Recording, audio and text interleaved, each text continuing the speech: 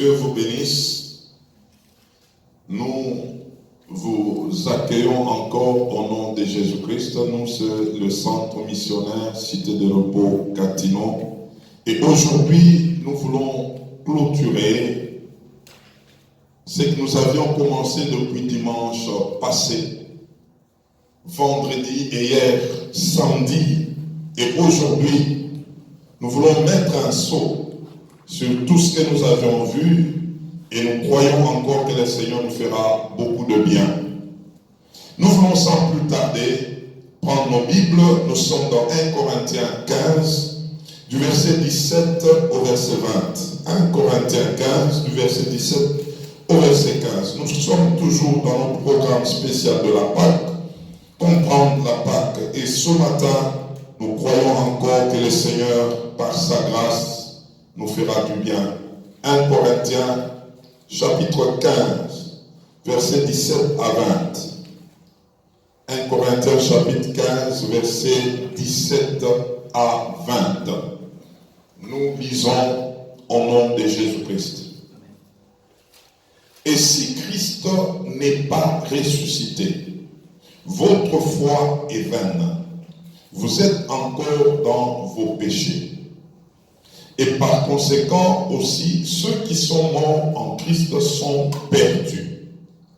Si c'est dans cette vie seulement que nous espérons en Christ, nous sommes le plus malheureux de tous les hommes. Écoutez le verset 20. Mais maintenant, Christ est ressuscité des morts.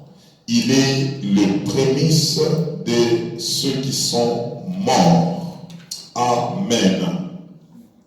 Nous prenons un deuxième passage que nous allons exploiter ce matin. Nous sommes dans Actes des Apôtres, chapitre 20, du verset 7 au verset 12. Actes des Apôtres, chapitre 20, du verset 7 au verset 12. Nous lisons au nom de Jésus-Christ. Le premier jour de la semaine, nous étions réunis pour rompre le pain. Paul, qui devait partir le lendemain, s'entretenait avec les disciples et il prolongea son discours jusqu'à minuit. Il y avait beaucoup de lampes dans la chambre haute où nous étions assemblés. Or, un jeune homme nommé Eutychus, qui était assis sur la fenêtre, s'endormit profondément pendant les longs discours de Paul.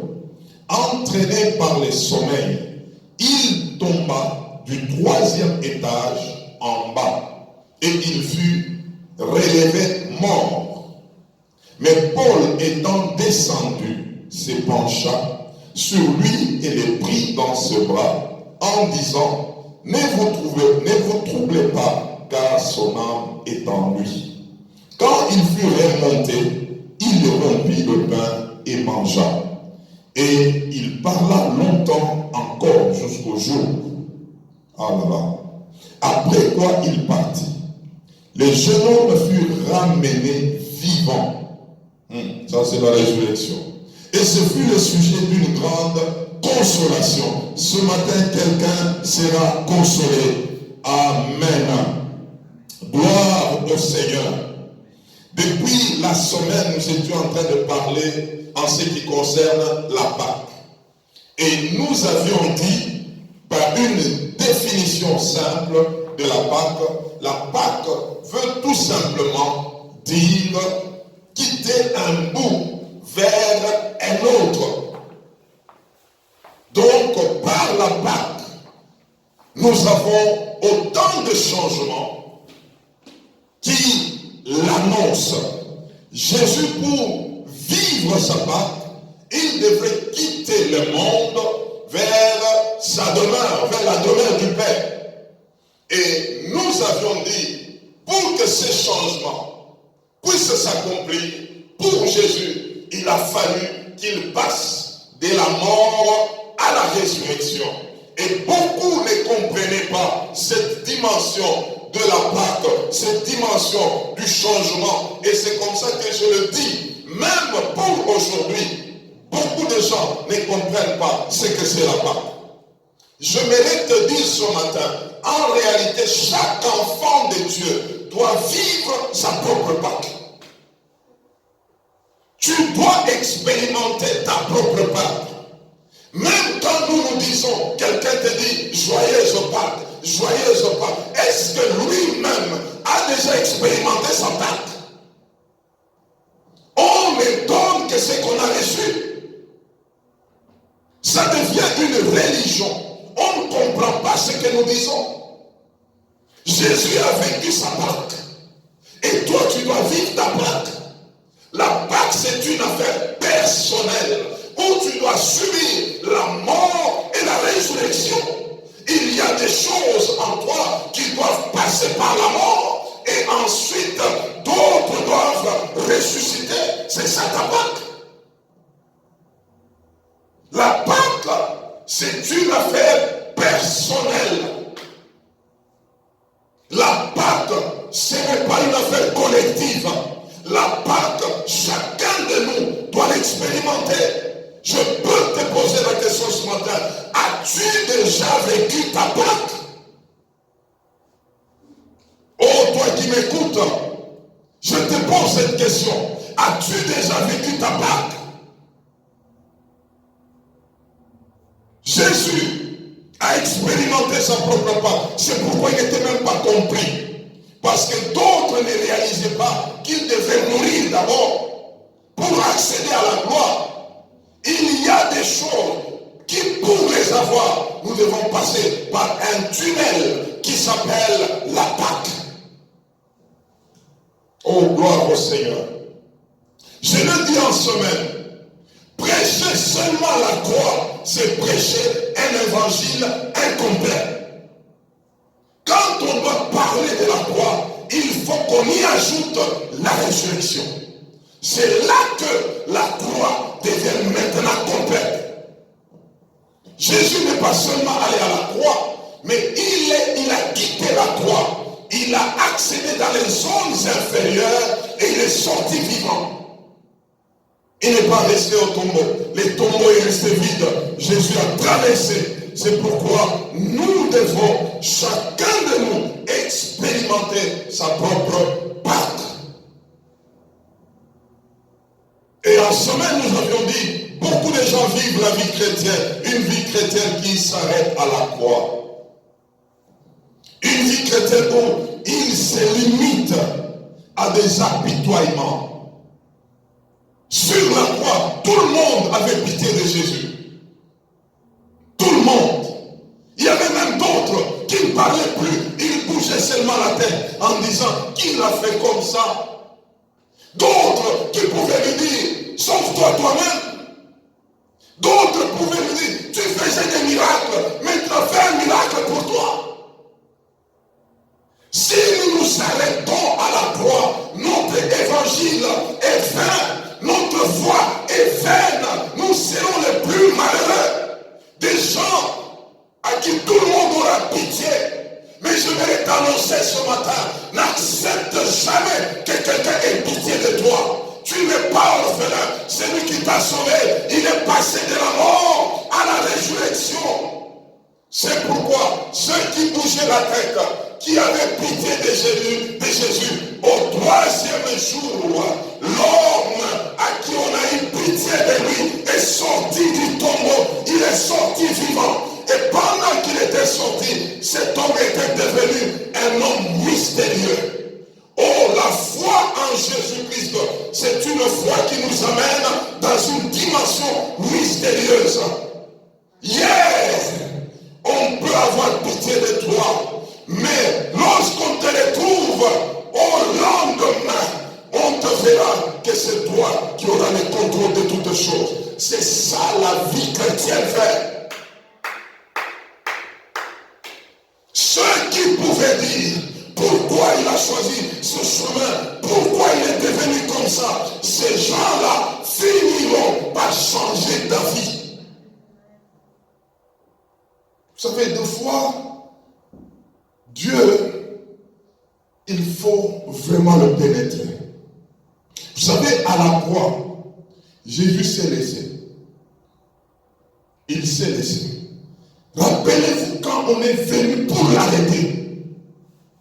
On vient pour l'arrêter. C'était beaucoup de soldats. Ils arrivent. Jésus pose la question. Qui cherchez-vous? Ils ont répondu, Jésus de Nazareth, et tous sont tombés. Ils se relèvent. Jésus pose la même question. Ils parlent dès qu'ils ont cité le nom de Jésus, et tous partaient. C'est là que quand Jésus lui-même a dit, je suis là, venez me prendre. C'est pourquoi la Bible dit, Jésus n'a pas été tué. Jésus s'est donné lui-même. Il s'est donné. S'il pouvait dire, j'ai refusé, ça n'allait pas se faire. Ils l'ont pris par sa volonté parce qu'il voulait que toi aussi, tu puisses vivre la Pâque. On l'amène. Un de ses disciples, c'est qu'il était. Quand on arrête Jésus, dit non, on ne peut pas l'arrêter. Il prend une épée, il coupe l'oreille d'un militaire, l'oreille tombe. Jésus arrêté, il prend l'oreille, il les remet. Même quand on l'arrête, il a accompli un miracle. L'oreille est rentrée à sa place. Il dit, ne combattez pas comme ça. Ça c'est mon heure. C'est ma Pâque. Laissez faire les choses. Personne n'a arrêté Jésus. Jésus s'est donné. Afin que moi et toi, nous puissions comprendre. C'est pourquoi je voulais t'annoncer que tu n'es pas malheureux. Tu as fait bien de choisir ce chemin, le chemin du Seigneur. Tu as bien de le choisir, tu as fait bien de le choisir. Quelqu'un qui ne te comprend pas aujourd'hui, le lendemain, il va te comprendre. Je t'annonce que ça ne va pas se terminer comme ça. Alors, nous voulons rentrer dans l'histoire de Acte 20. On nous présente que c'était le premier jour de la semaine. C'était le jour de la résurrection. Et Paul était avec des frères et des sœurs dans l'assemblée. Il était en voyage missionnaire et il devait dire au revoir aux frères. Il fallait qu'ils passent une soirée ensemble autour de la table du Seigneur. Et ce matin, il y a une table du Seigneur. Et cette table du Seigneur nous rappelle la Pâque. Paul s'est mis à parler. Bien aimé, quand j'ai lu ce texte, j'ai compris que l'Église a perdu beaucoup de choses. La Bible dit que Paul a fait un long discours jusqu'à minuit en train d'enseigner. Jusqu'à minuit en train d'enseigner. Aujourd'hui, l'Église est incapable de rester des heures et des heures devant Dieu en train d'écouter les enseignements. L'Église a perdu cela. Combien de gens arrivent à l'Église pour écouter les enseignements? Combien? N'est-ce pas aujourd'hui? C'est l'affaire de vite fait. Faites vite, imposez-nous les mains, prophétisez sur nous, parlez seulement, et puis nous partons. L'affaire se termine, chacun rentre dans ses affaires. L'Église a perdu les enseignements, l'Église a perdu le temps de rester devant les seigneurs, devant sa parole, en train de la manger matin, midi, soir. L'Église a perdu, c'est pourquoi beaucoup de gens sont devenus fragiles. Devant les situations difficiles, fragiles, devant les défis fragiles. Pourquoi? Ils n'ont plus le temps de se mettre devant la parole. Et qu'ils ont perdu cela. Et nous avons aujourd'hui même des prédicateurs qui disent même, je vais vous épargner de lire la parole de Dieu. Moi je vais entrer, c'est la démonstration. Je vais vous épargner. Moi-même je vais lire pour vous. C'est pourquoi j'insiste toujours. Un disciple du Seigneur a des signes qu'il faut voir. Il doit avoir sa Bible. Pas l'appareil, la Bible. Et il doit avoir un carnet où il est en train de suivre les enseignements. Pour la plupart des gens, beaucoup ont perdu ça. Et ça, j'appelle des mouvements. Ce ne sont que des mouvements de bruit. Nous faisons, nous crions, nous parlons, et puis pose la question à quelqu'un. Donne-moi seulement 3 versets que tu connais de bout en bout. Va te dire quoi? Non, c'est écrit quelque part. C'est écrit quelque part. Nous avons des chrétiens comme ça. Il est écrit quelque part. Il est écrit quelque part. Et puis même quelque part là, il est écrit que aide-toi, le ciel t'aidera. Ça, c'est quel passage? Trouvez-moi ce passage. Il n'existe pas. Mais on est là dans les quelque part. Dans les quelque part. Il est écrit. Il est quelque part. Soyons des disciples qui aimons le temps de rester avec la parole de Dieu, en train de manger la parole. Il y a des gens qui autrefois, je me rappelle, j'avais des enfants autrefois qui pouvaient me poser des questions sur les versets bibliques. Mais aujourd'hui, nous avons des chrétiens. Quand ils viennent te poser la question, moi je ne comprends pas ma vie. Moi je veux vraiment que le Seigneur fasse ça. Mais il tarde. C'est pourquoi on les ment. Parce que vous voulez toujours des choses, mais vous ne voulez pas la parole de Dieu. Et il y a des gens qui sont prêts à vous répondre à vos choses là. Sans verset biblique, sans rien, ils vont vous aider et vous devenez leur esclave. Jusqu'à minuit sur la parole de Dieu. Et on nous présente dans l'assemblée, il y avait un jeune homme qui répond au nom de Éticus. Ce jeune homme était dans l'assemblée, il suivait les longs discours de Paul. Mais ce jeune homme avait un problème. Il était dans l'assemblée, mais il était assis sur la fenêtre. Ils étaient au 3e étage, assis du côté de la fenêtre. Quelqu'un qui est assis sur la fenêtre, c'est une personne qui peut regarder ce qui est dedans et ce qui est dehors. Nous avons aujourd'hui des enfants de Dieu qui sont assis sur la fenêtre. Et la Bible dit, pendant qu'il était sur la fenêtre, le sommeil est venu. Et quand le sommeil l'a emporté, le sommeil l'a projeté du 3e niveau jusqu'en bas. Et il était mort sur place. Aujourd'hui, il y a des gens qui étaient au 3e niveau. Mais parce qu'ils sont restés sur la fenêtre, les sommeils les a emportés. Ils sont tombés par terre. J'aimerais te poser la question. Tout ce que tu avais reçu de Dieu, tu les as jusqu'aujourd'hui. Beaucoup ont perdu des choses de la part de Dieu. Beaucoup n'ont pas conservé ce que Dieu leur avait donné. Pourquoi? Par ces jeunes hommes, nous pouvons comprendre quelque chose. La première des choses, c'était la position qu'il avait. La fenêtre. Il était assis sur la fenêtre. Il était tiré des 2 côtés. C'est l'extérieur qui l'a tiré. Et il y a même dans l'intérieur. Dieu, on ne le suit pas étant sur la fenêtre. Dieu, on le suit étant dedans. Il faut entrer dedans, non pas rester entre les deux. Tu dois tomber. Il était tombé à cause de la position de la fenêtre.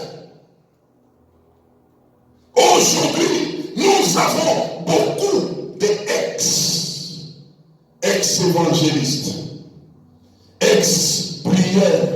Il va te dire, autrefois j'ai prié, frère. On faisait des veillées de prière.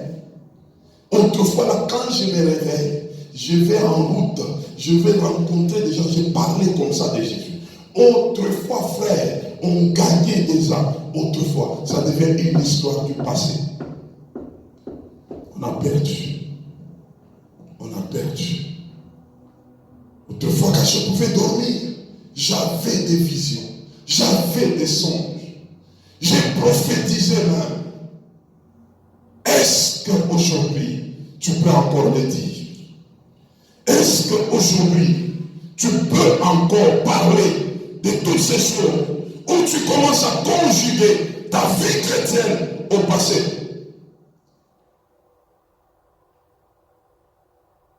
Vous savez, lorsque l'ennemi veut faire un travail sur quelqu'un, il commencera par occuper d'abord la personne.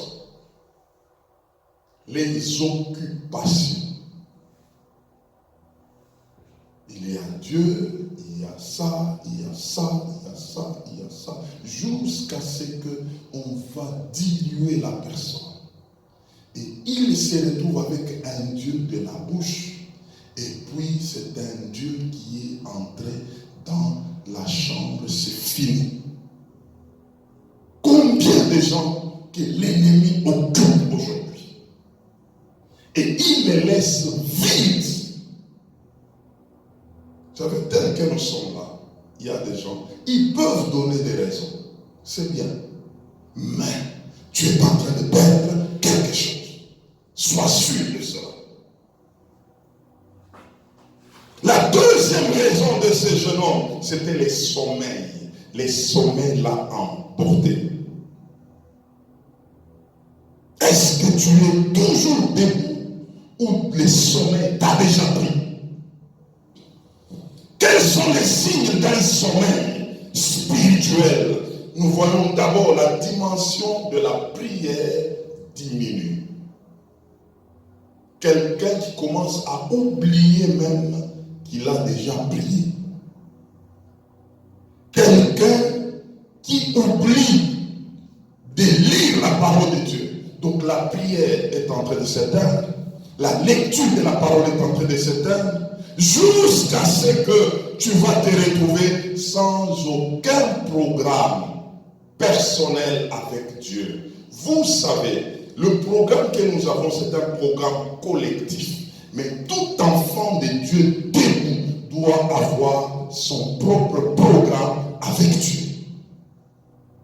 En dehors de tout ce que nous faisons, un enfant de Dieu qui est debout doit avoir son propre programme avec Dieu. Quel est ton programme avec Dieu? Quel est le temps de tes rendez-vous avec Dieu? Lorsque tu te dis, en journée, en semaine, j'ai un temps avec Dieu, mon temps à moi, pas mon temps de l'église. Il y a des gens qui viennent prier que les jours de l'église. Il y a même d'autres qui commencent à oublier, même les jours de la prière de l'église, le jour de la prière collective.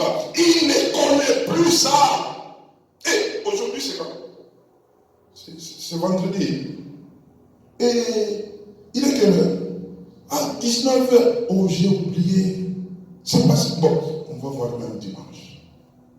Maintenant, quand tu oublies la prière de l'assemblée, comment tu vas te rappeler de ta propre prière? Et c'est comme ça que les sommeils commencent à entrer. Et quand les sommeils t'envahissent, on tombe. On tombe. Vous savez, tomber, ce n'est pas seulement tomber dans l'impudicité. Ce n'est pas seulement tomber dans des choses que les gens voient. Tomber, premièrement, c'est la mort spirituelle. Quelqu'un est devenu vide. C'est que tu deviens accessible à tous les coups du diable. C'est ça tomber. Il peut te manipuler. Il peut t'utiliser. Il peut bouger ta vie. C'est-à-dire que tu te retrouves, tu n'as plus des armes. C'est ça tomber, frère. On peut te prendre, t'amener là où on veut. C'est ça tomber. Tu ne retrouves plus les repères de Dieu. C'est ça tomber. Et aujourd'hui, beaucoup sont tombés.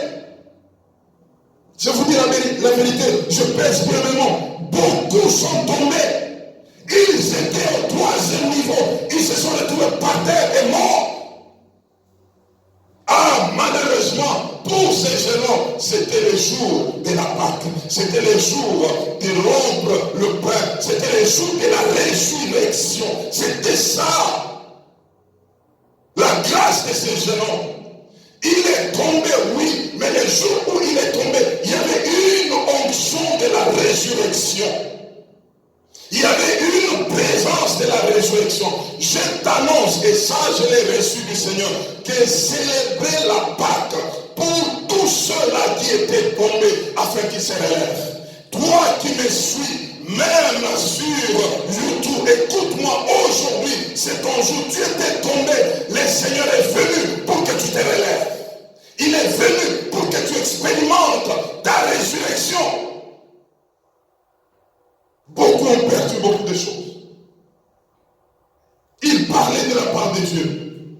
On les connaissait en tant que tels. Ils évangélisaient. Ils influençaient. Mais aujourd'hui, c'est devenu une histoire.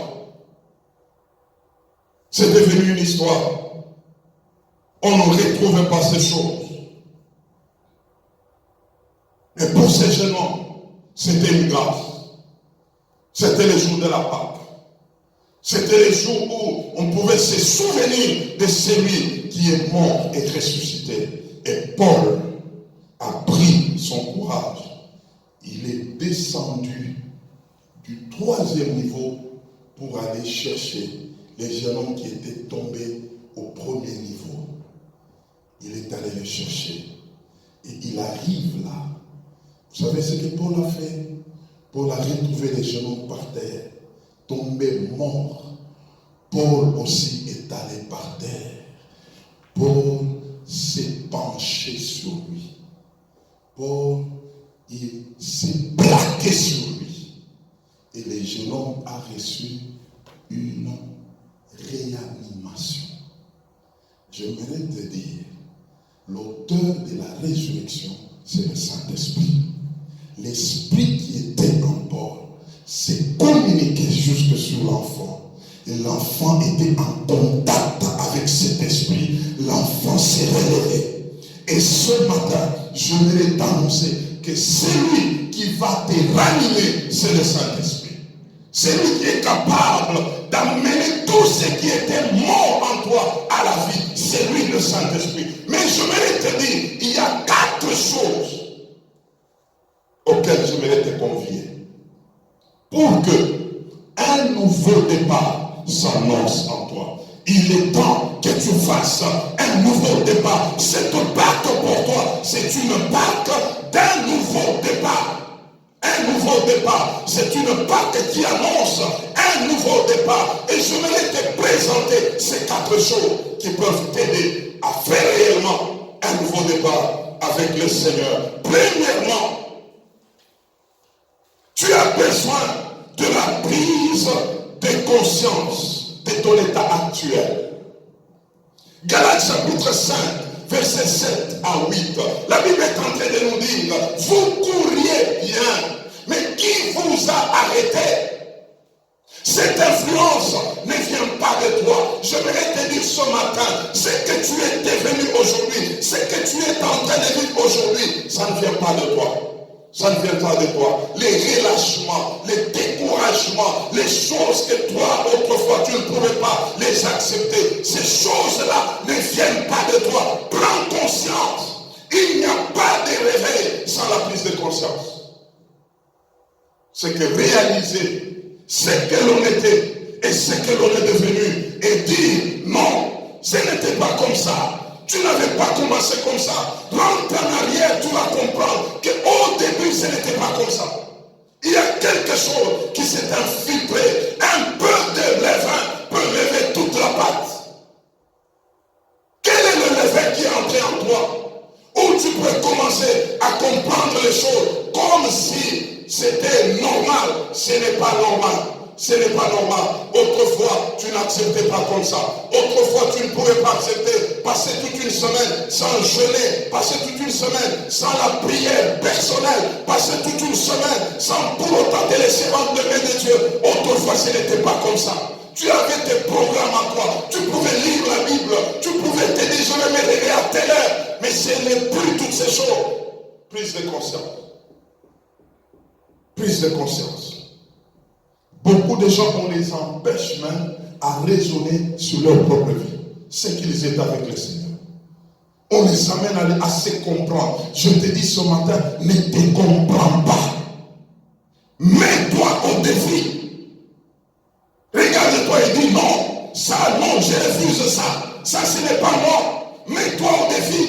Quelque chose va commencer.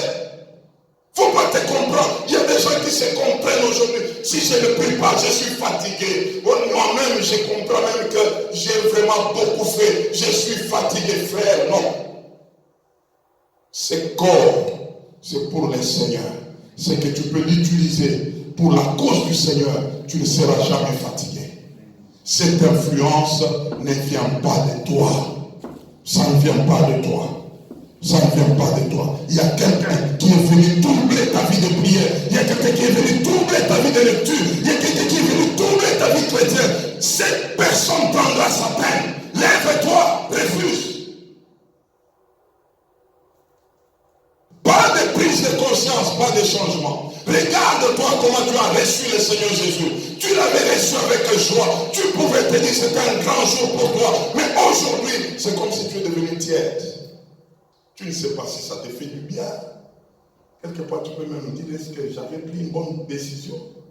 Quelquefois, tu peux te poser, frère, il y a une influence. Et cette influence ne vient pas de toi. Il faut t'élever et prendre le courage en deux mains et attaquer. Parce que ça ne doit pas continuer comme ça. La prise de conscience. Deuxièmement, ne restez pas là où tu es tombé. Réveille-toi. Et Christ t'éclairera. Éphésiens chapitre 5, verset 14. Réveille-toi. Ne reste pas tombé. Rester tombé, c'est ce que nous avions dit, c'est comprendre. Rester tombé, c'est comme pour dire, je m'accepte. C'est arrivé, c'est arrivé.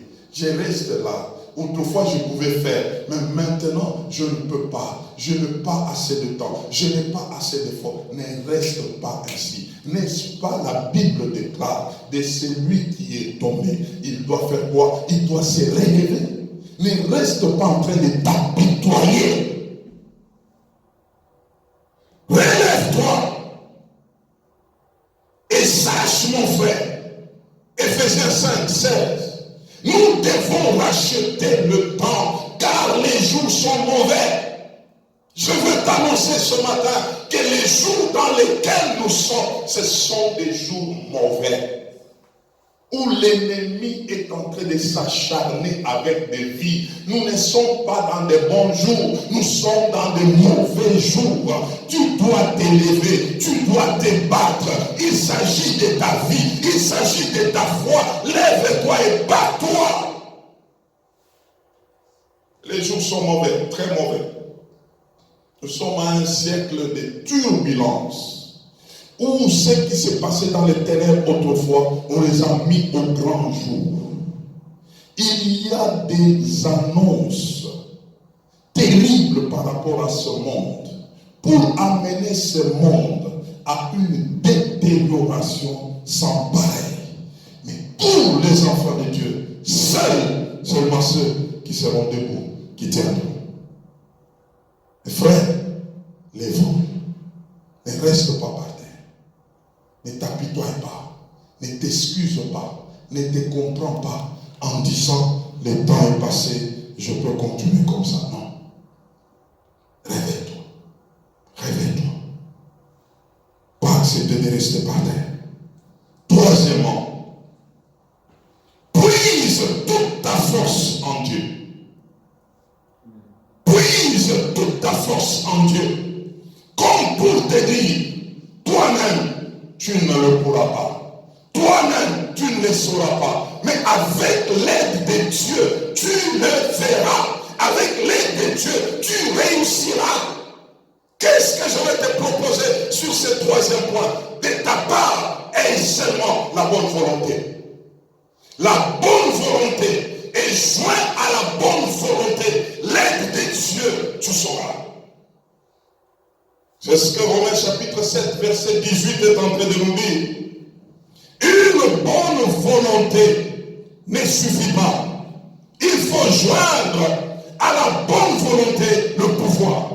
Cet homme de Romains 7 est en train de dire, le mal que que je voulais ne pas le faire, je me retrouve en train de le faire. Le bien que je voulais faire, je ne le fais pas. Qui va m'aider? J'ai la volonté et non le pouvoir. Mais moi, par ce verset, je voudrais te dire, ta volonté là demande le pouvoir. Le pouvoir viendra de celui qui a la capacité de ressusciter les choses en toi. C'est le Saint-Esprit. C'est le Saint-Esprit qui te donnera le pouvoir. Toi, tu as la volonté. N'est-ce pas? Il est dit, si tu as seulement un peu de bonne volonté, tu mangeras le meilleur fruit du pays. Une bonne volonté. Ah là là là là là là là là là là là. Gloire au Seigneur. Gloire au Seigneur. Gloire au Seigneur. Un peu de bonne volonté. Tu mangeras le meilleur fruit du pays. Je n'aime pas dire des choses. Il est dit, c'est comme il est dit. Si tu as la bonne volonté, j'aimerais te donner les versets. Ésaïe chapitre 1, verset 19. C'est ce passage qui nous renseigne que si tu as seulement un peu de bonne volonté, tu mangeras le meilleur fruit du pays. Il ne faut pas être un autodidacte. Un autodidacte, il va te dire, il est écrit quelque part. Je t'annonce la parole de Dieu. Je t'annonce l'exactitude de la parole de Dieu. Un peu de bonne volonté, tu vas prendre. Tu vas saisir ce qui est à toi. Oh, gloire au Seigneur. Gloire au Seigneur. Gloire au Seigneur. Tu as beaucoup échoué avec Dieu pour te maintenir parce qu'il y a eu beaucoup d'efforts de ta part. Toi-même, sans l'aide du Saint-Esprit. L'œuvre de la résurrection, c'est l'œuvre qui nous amène à ne plus faire seul. Seul, tu ne sauras pas. Seul, tu vas tomber. Seul, tu ne peux pas résister devant le péché. Seul, tu ne peux pas rester ferme. Seul, tu ne peux pas maintenir ta vie de prière. Seul, tu ne peux pas. C'est pourquoi la Bible est en train de dire dans Romains chapitre 8, verset 26, le Saint-Esprit vient à notre aide, nous aider, parce que nous ne savons pas comment prier. Il vient nous aider par des soupirs inexprimables. Lorsque tu pries, demande l'aide du Saint-Esprit, il t'aidera. Il va te fortifier. Il va te soutenir, tu vas te retrouver, tu deviens capable là où tu étais incapable. Ça, c'est l'intervention de celui qui ressuscite les choses, de celui qui amène à la vie les choses qui étaient déjà mortes. Puise toute ta force en Dieu. Et quatrièmement, avec Dieu, et Dieu pouvait l'aider. Ce matin, je voudrais te dire, observe ces 4 choses. Tu vas vivre ta propre Pâque. Tu vivras ta propre Pâque. Tu expérimenteras ta propre Pâque.